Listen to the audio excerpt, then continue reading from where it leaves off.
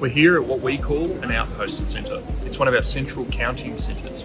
You can see the activity happening behind me. It is an orderly process. Every single person who comes in here have different desks identifying who they are. We have ballot paper secure zones that are in the back corner.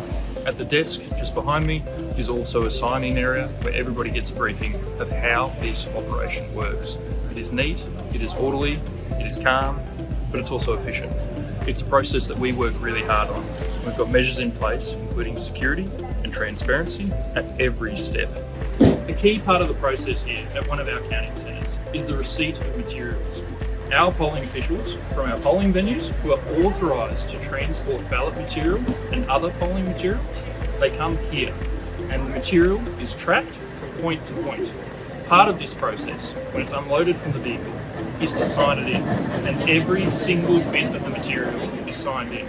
It comes from here to different areas of the count centre for ballot papers to be counted, for other polling material to be stored, and, if needed, our ballot paper secure zones are where we store ballot material before they're counted. This area is about the return of materials that can be reused. It's not just about ballot papers here, it's about our polling equipment as well.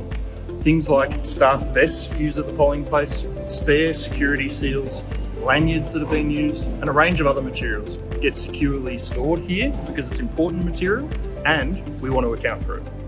We track everything that comes in and out of one of our counting centres, and I mean everything. We even track the waste.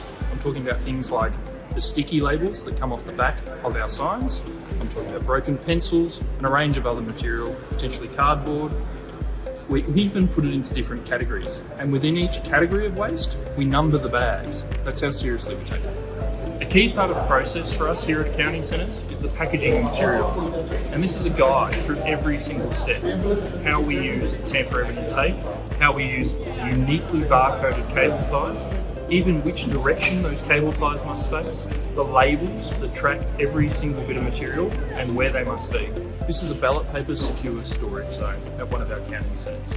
It's an incredibly important part of the operation. I'm not allowed in there. I'm not an authorised officer. I've only got the pink vest. It's only the people who wear the red vest and are authorised to be in the storage zone. It is a single entrance. The entrance is always manned. What we use this for is ballot papers that aren't being counted. They're all stored in a secure area and tracked when they go in and when they go out. Our counting centres are a very large, complex operation, and that's why we organise them so well. You see behind me that each count area is clearly identified and marked off. That's for our counting staff, but it's also for the scrutineers as well. There's also ballot paper secure storage zones. It's really a process that we've worked on hard over the years, and it makes sure that we know where all ballot papers are at all times. Authorised by the Electoral Commissioner, Canberra.